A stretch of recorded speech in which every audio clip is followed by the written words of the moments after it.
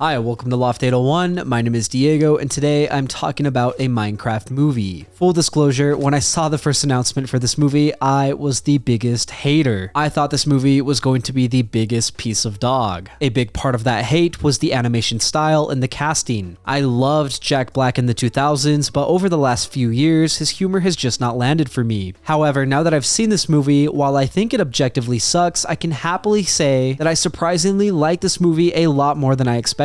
My initial worries about Jack Black were wrong. He is the perfect casting for this movie because he is an outlandish man, and that works perfectly with the outlandishness of this movie and the spirit and memeability of Minecraft. Quick heads up, this review may contain the occasional spoiler, but I'll do my best to avoid them. That said, let's talk about the narrative. We start off with Steve, and we get his entire backstory about how he yearned for the mines, which is pretty fun. It's really fast-paced, and it'll probably give you a chuckle. In a nutshell, Steve gets trapped in the Nether by Malgosha, but his wolf Dennis escapes to the real world with the MacGuffin, the Orb of Dominance. This leads us to our ragtag team of Misfits: Garrett the Garbage Man Garrison, Henry, Natalie, and Dawn. It's also pretty fast-paced, but they make their way over to a mineshaft and they teleport to the Overworld. The rest of this movie is them trying to get home and avoid Malgosha. I'll be honest, out of the Misfits, the only actor and character I really liked in this movie was Jason Momoa. He and Jack Black are the only ones whose humor in this movie actually landed for me and fit the tone. Everybody else seemed a little too serious and didn't really fit with the outlandish vibe of the movie. Natalie and Henry are supposed to be the emotional core of this movie, but every single one of their scenes felt forced and lacked chemistry. They genuinely did not flow naturally and were very shallow. The two of them are siblings and their parents are dead. We get a lot of stiff acting from Natalie about how it's my job to take care of Henry because my mom told me to. The concept is nice, but they do not feel like siblings in the slightest, and this movie does not slow down to flesh out their relationship. I think that's one of the biggest problems with this movie. It's a fun movie, but it feels like this movie was made for iPad kids. There are no real emotional moments in this movie because everything cuts away so quickly. At no point in this movie does it stop to breathe.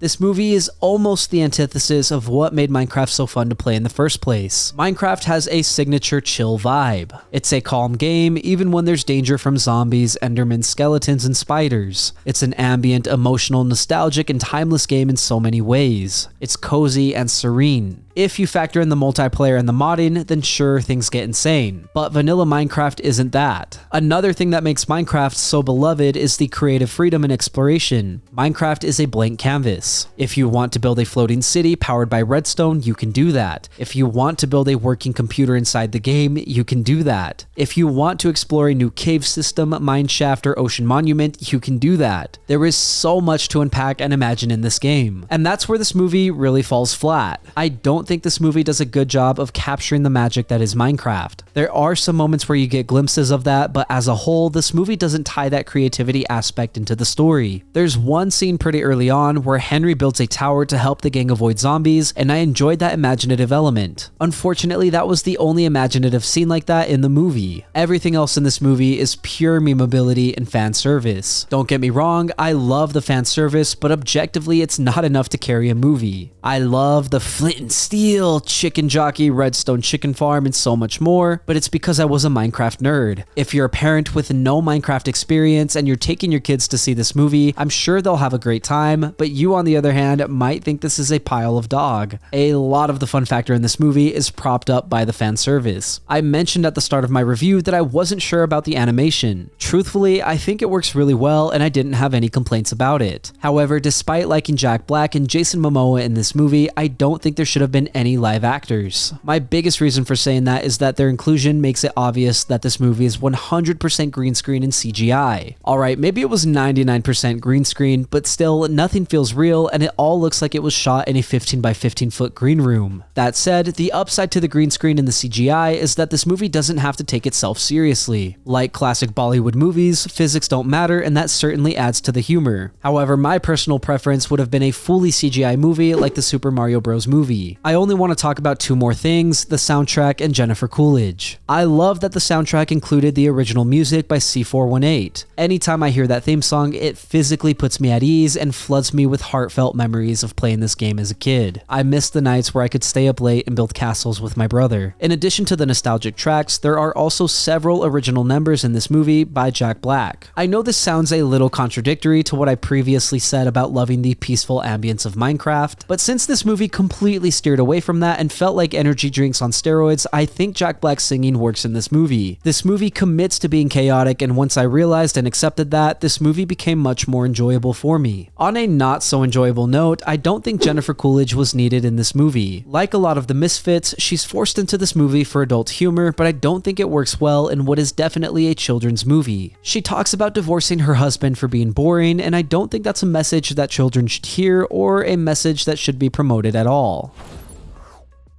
I know I sounded like the biggest hater in this review, but I did have a decent time. A Minecraft movie is a mess with no emotional depth, barely any breathing room, and a total mismatch with the chill, creative spirit of the game it's based on. But here's the thing, I had fun. It's dumb, it's fun, it's meme-fueled, chaotic, loud, overly green-screened, and feels like it was made for kids hopped up on G Fuel, but somewhere in the middle of that, I found myself smiling more than I expected. Jack Black and Jason Momoa fully committed to the ridiculousness, and I respected that. The fan service worked for me as a Minecraft nerd, even if this is an objectively bad movie. At the end of the day, I wasn't bored and I still had a good time. If you have kids, I would recommend taking them to this movie. My theater was packed and there were kids jumping up and down with excitement. I can't say the same for parents, but sometimes being a parent means biting that bullet. Anyways, thank you for listening to my review of a Minecraft movie. If you enjoyed the content, leave a like and hit subscribe. If you did not enjoy the content, thank you for sticking around. As always, I would love to read what you have to say, so leave a comment and let me know what you're thinking. Also, if there's something you want to see reviewed, don't forget to let me know and I will do my best to get to it. Lastly, if you want to see some more from me, then you can check out my vlogs linked up above or my podcast Good Friends. Again, thank you for watching. My name is Diego and I will see you next time.